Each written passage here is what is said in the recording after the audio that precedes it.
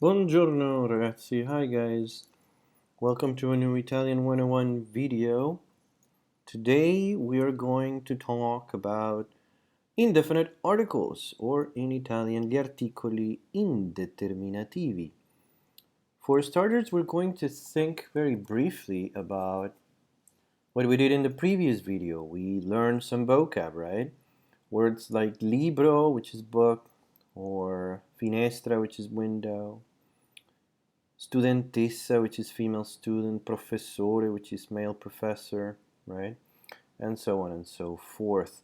Well, all of those words that we learned in that vocab list were nouns, right? And nouns, as we said before, are the words that we use to name things.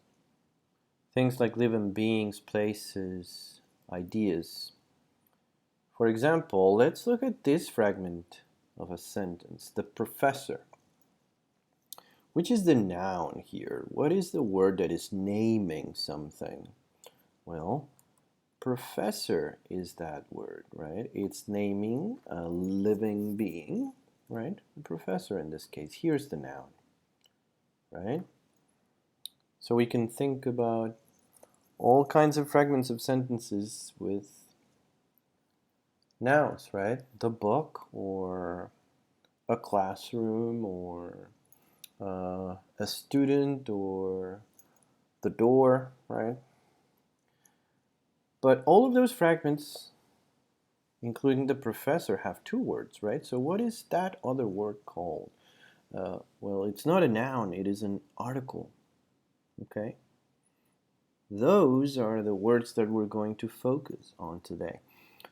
Articles. What are articles? They are words that come before the noun, that precede it, and they tell us something about the noun. They provide us some information about it. What kind of information? What do I mean? Let's see. Let's keep thinking about English, and let's think about what's the difference between saying the professor, like we did in the previous fragment, or saying a professor. What's the difference between the professor and a professor? Clearly that's a difference, right? Well, think about it. If I say the professor, I mean some specific professor.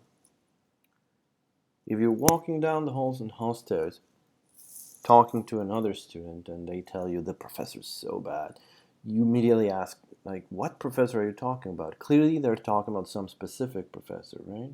And of course you want to know who they are so that you don't register in their classes, right? Because you don't want bad professors. But if someone in the same situation tells you a professor is bad, well, the reaction is very different. You go like, what do you mean? Like, that's just a weird thing to say. Of course some professor is bad somewhere, right? But that's just weird, right? So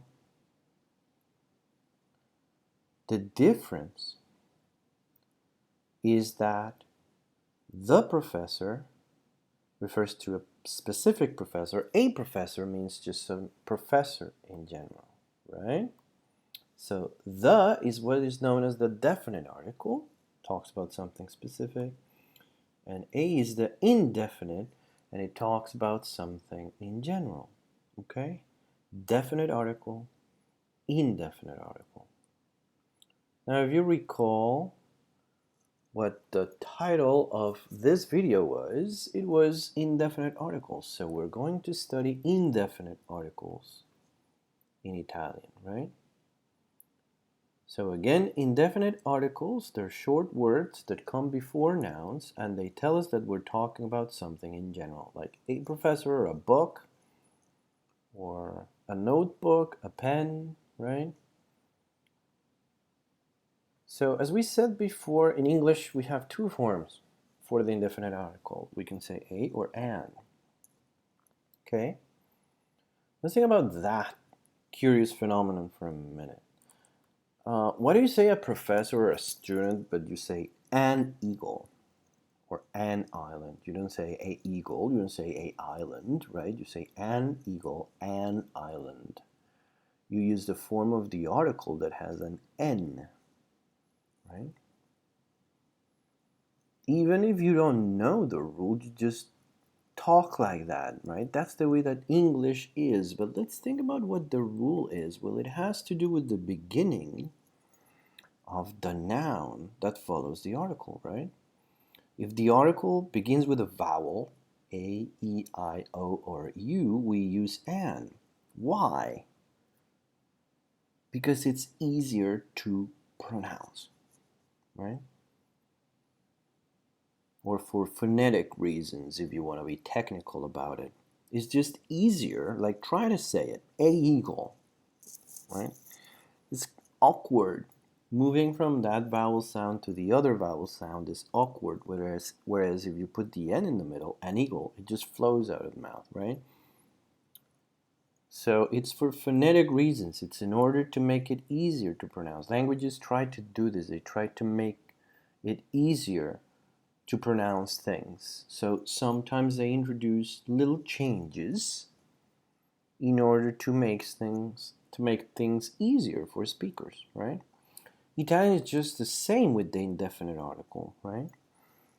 Depending on the beginning of the word, it changes because some combinations of letters are really hard to pronounce in Italian, particularly for native speakers, and the language wants to make this easier for you, right?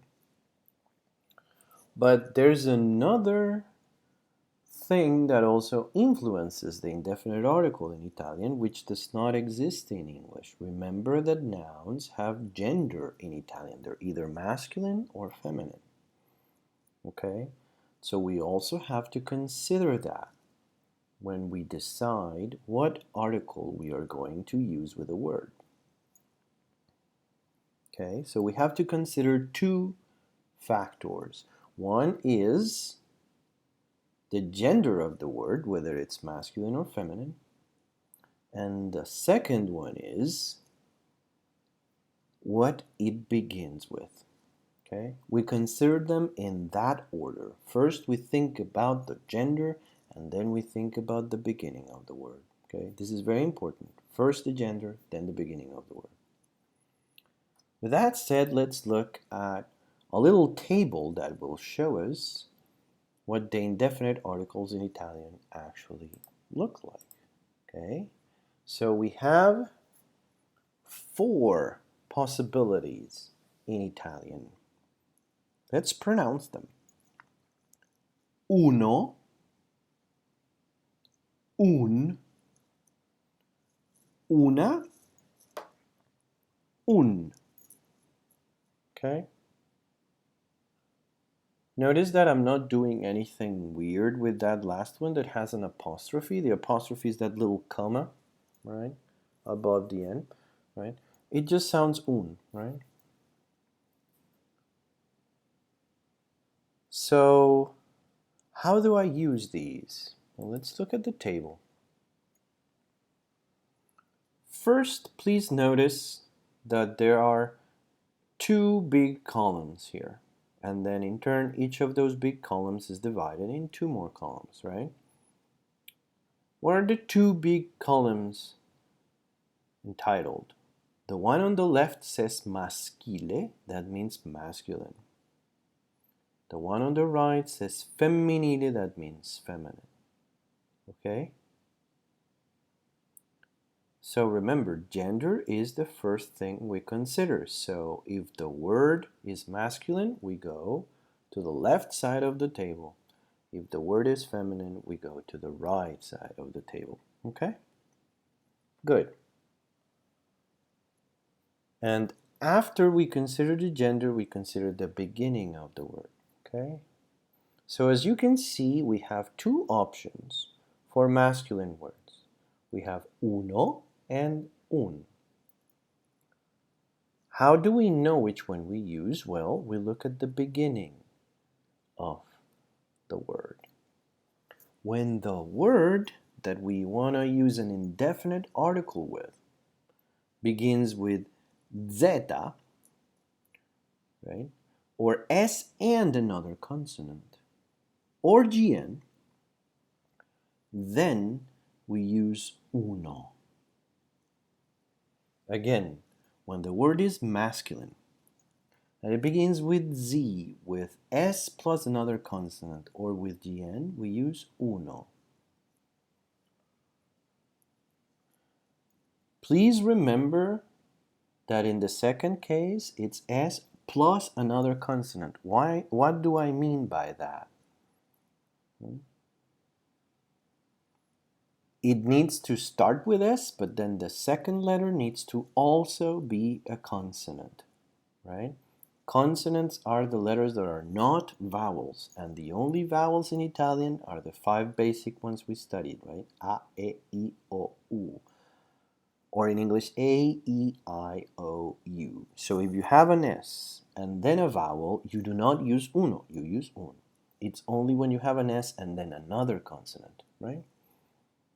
Or a Z or GN, right? So let's look at the examples. As you can see, in the column next to the one with the rules, we have some examples, right? Most of these examples come from the vocab list we talked about in the previous video. So the first word in the uno examples is zaino. Do you remember what that means? Backpack. Yes, it means backpack. So zaino happens to begin with Z, with zeta, right? So we say uno zaino. Now, studente is another word from our vocab list, right? It means student, male student. That's why we are on the masculine side of the table, right?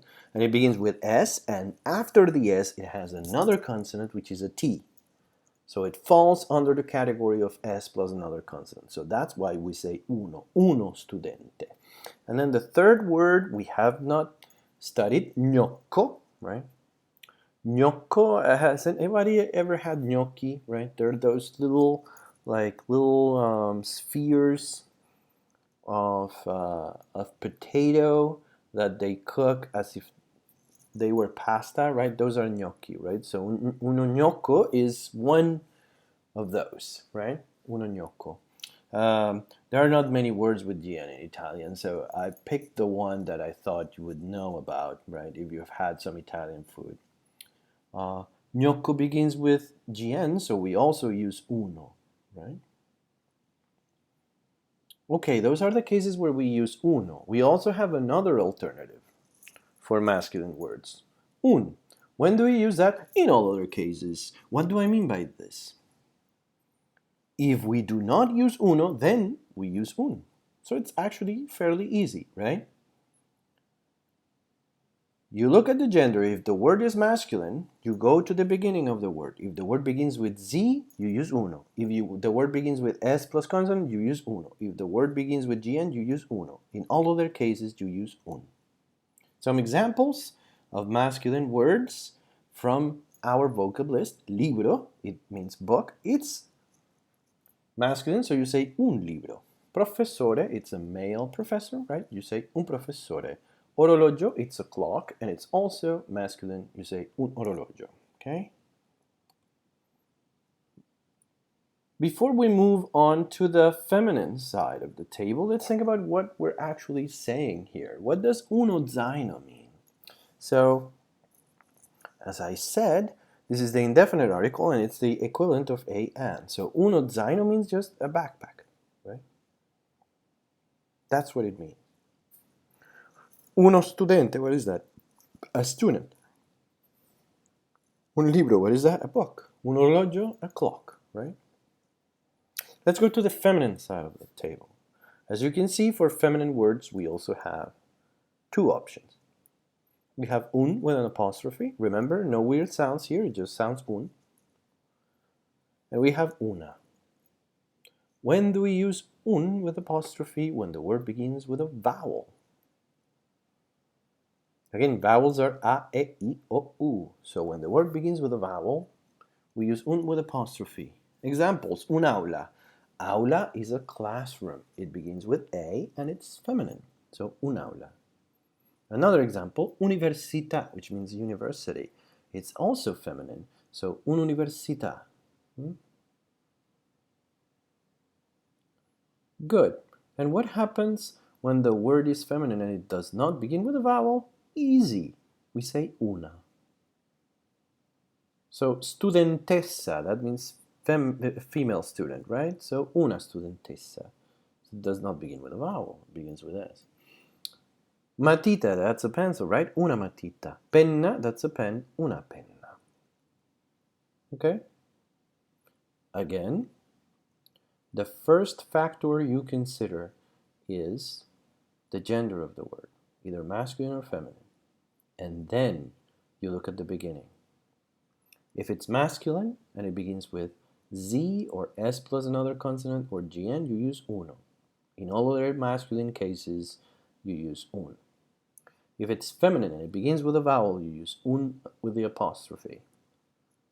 In all other cases, you use una. Right now, this might seem like a lot, but it's actually not, right? My advice is that you study this table quite well, but also that you practice. So let's move on to some practice. Che articolo? This just means what article. So that's what we're going to do. We have a list of words in Italian. Most of them come from our vocab list. And we have to decide which article we're going to use. Which indefinite article, of course. So remember, we have 4 options. We can either use uno, un, una, or un with apostrophe. Okay? Let's go through this table together. Porta. I hope you remember what that means. It means door. I also hope you remember what gender it is. Porta. It is feminine. It is feminine. Good. What does it begin with? A P. Is P a vowel? No.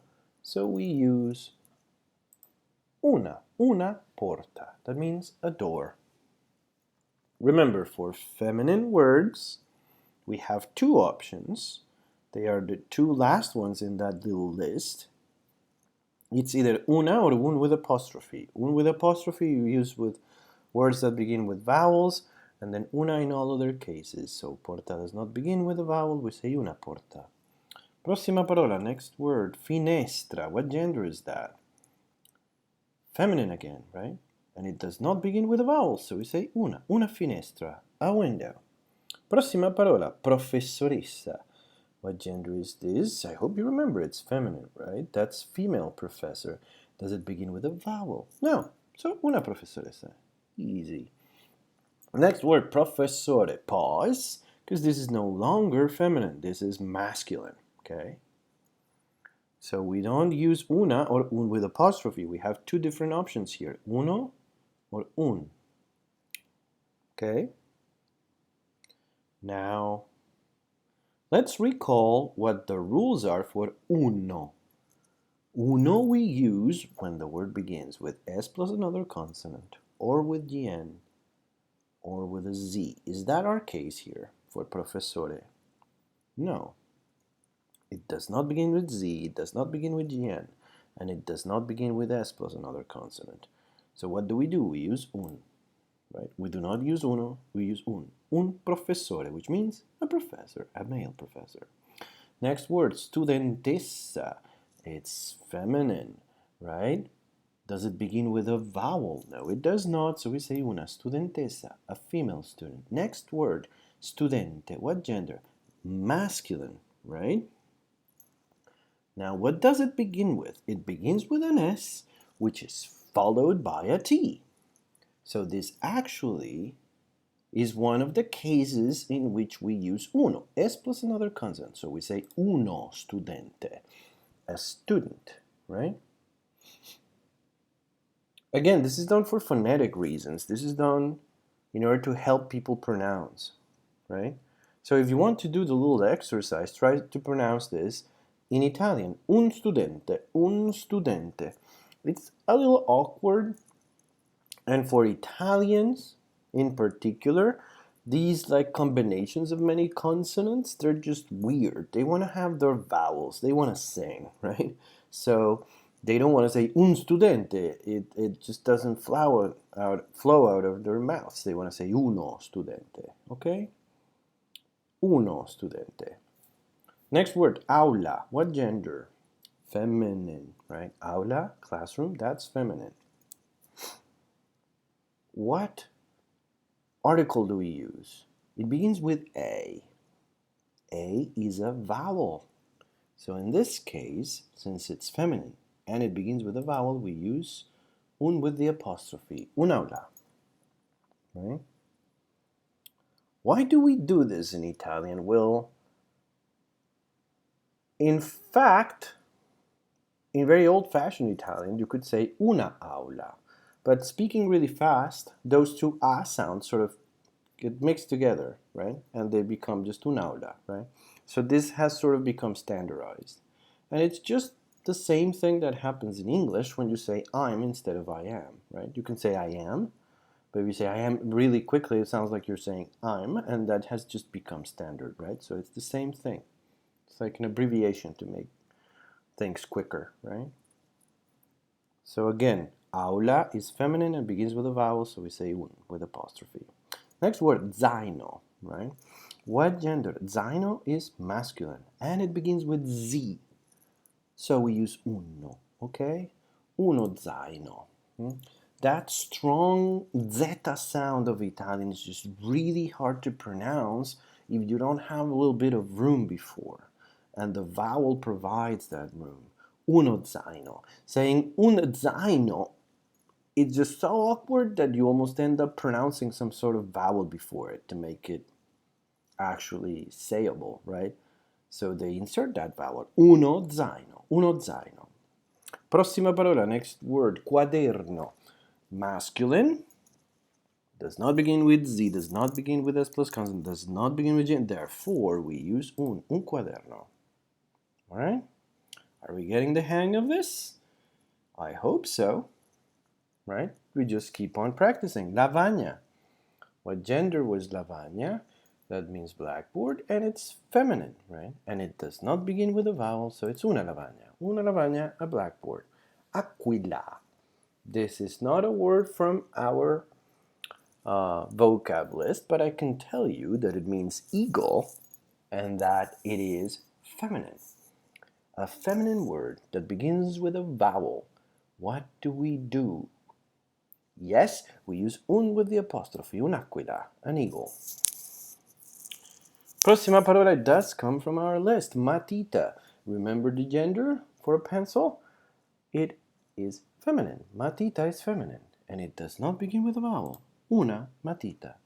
E l'ultima parola, the last word, calculatrice, which means calculator, is also in our list. I hope you remember that it's feminine, right?